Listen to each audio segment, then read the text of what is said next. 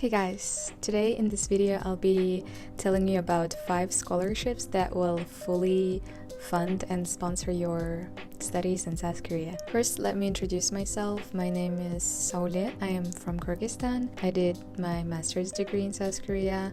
I came here in 2016 and now after graduation I'm working at a gaming company. So I just decided to share my knowledge about scholarships and share some tips for applying for these programs. First program that I want to highlight is called KGSP, Korean Government Scholarship Program. I think right now it's called GKS, Global Korea Scholarship, and I'm the graduate of this program. I did my master's degree. So KGSP is a fully funded scholarship program that's provided by the Korean government. Citizens from around 125 countries are eligible to apply, if I'm not mistaken. Number of quotas per country vary. So for master's degree, for Kyrgyzstan, they had 10 quotas. So 10 students from Kyrgyzstan are selected every year for the master's program. So it varies by country, and it also depends on what program you're applying to, whether it's doctoral degree or master's or bachelor's. I think the most competitive are bachelor's degrees because it's like 4 years of sponsorship. So not many students are chosen. Almost all universities that I know of are available. Most universities in Seoul, a lot of universities outside of Seoul, they are less competitive because there are less applicants, I guess. So basically you can apply to almost any university in Korea with this program. So here are the scholarship benefits. It includes airfare, settlement allowance, monthly allowance, research support fee, language training fee, your tuition, medical insurance, basically everything. And the beautiful thing about this is not only they pay for your tuition, but also they give you monthly allowance, which now I think is around million won, which is million won a month, which is around $950 a month.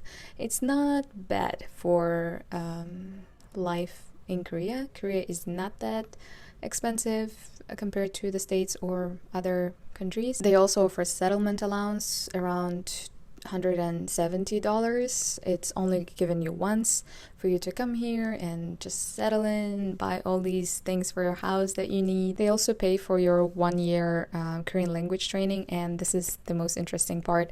If your Korean level is not the highest level of Korean language proficiency, you have to take 1 year of Korean language training, and only after that you will be able to actually study what you wanted to study, what you applied for. And this school that is assigned to you is usually outside of Seoul. Like my initial school that I applied for, I did my MBA in Seongkyungwon University, and it's in Seoul.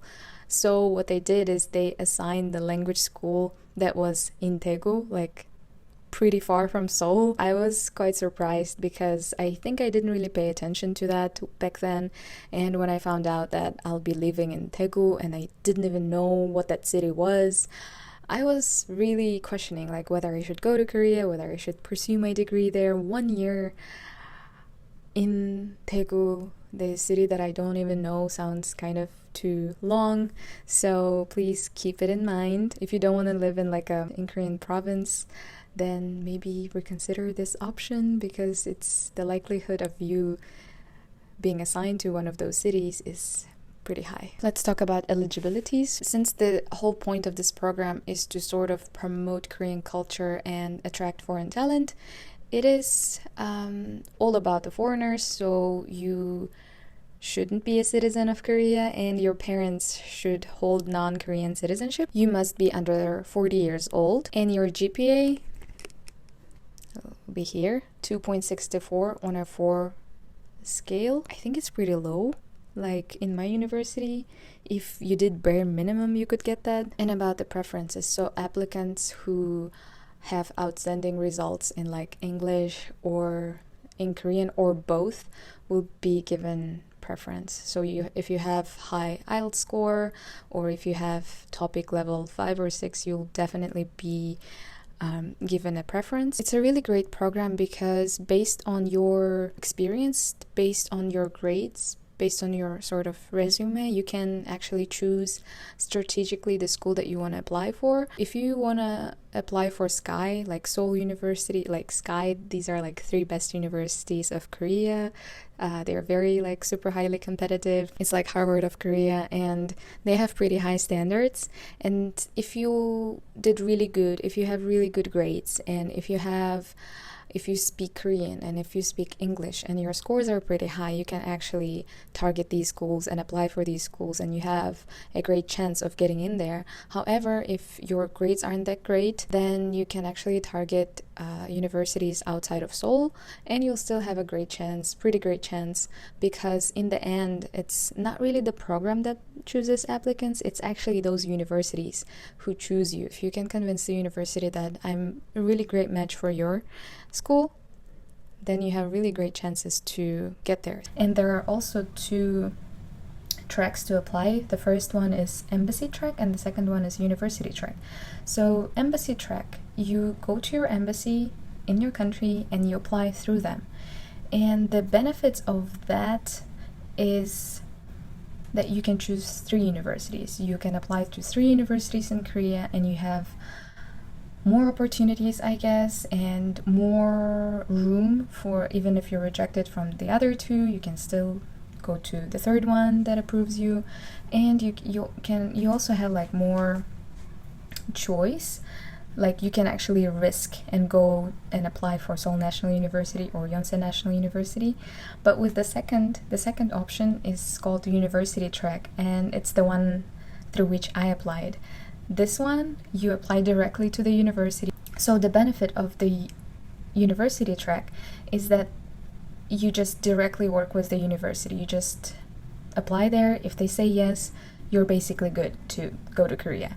But with the embassy track, even though it has benefits of more choice, there is this one big disadvantage, is that first, the embassy chooses within the pool of their country, like all applicants in your country who applied through embassy is like, okay, we're gonna choose these people, and they can now apply to these universities. I didn't really want to go through the university track because I didn't really know how the selection procedure works. I was pretty confident in my skills and in my grades, so I was like, okay, I'm just gonna try and apply for this university that I want to study at. I link all the materials, all the guidelines and applications that I found regarding this program, and the website that greatly explains this program better than me probably. The next scholarship is called self-supporting foreign students. So it is designed for students that are paying for tuition and all of that themselves, and it offers around $500 a month, and the support period is 10 months. I'm gonna link the website that will lead directly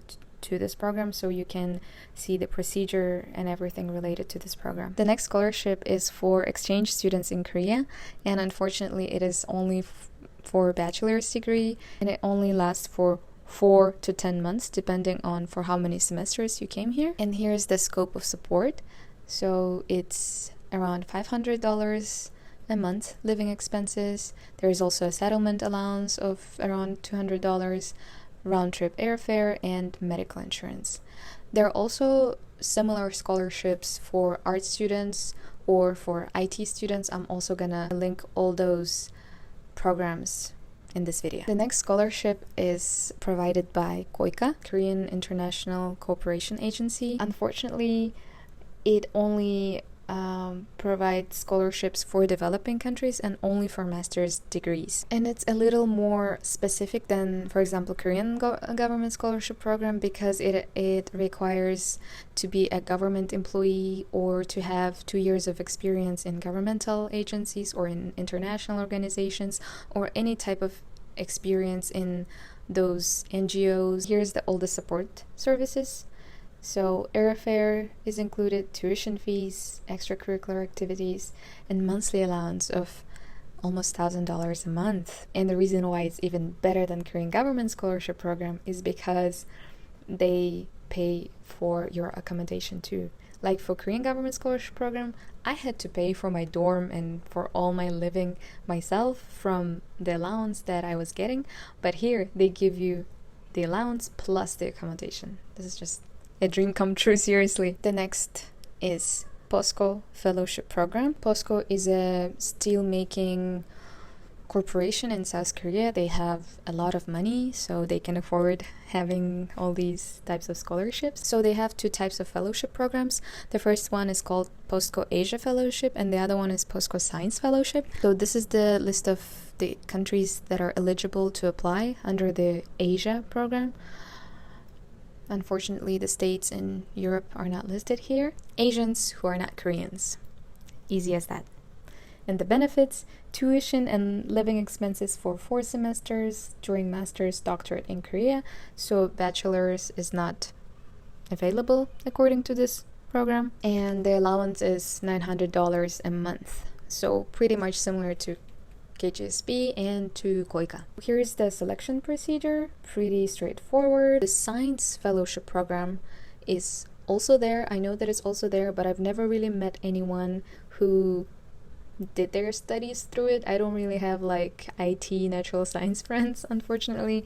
So I'm just gonna link the website, and if you're interested, you can get more information there. So this is pretty much it. I hope this video was helpful. If you have any questions regarding the programs and application procedure, please ask in the comments. And if you like this video, please let me know so I can make more videos like this, and subscribe to my channel. Bye bye.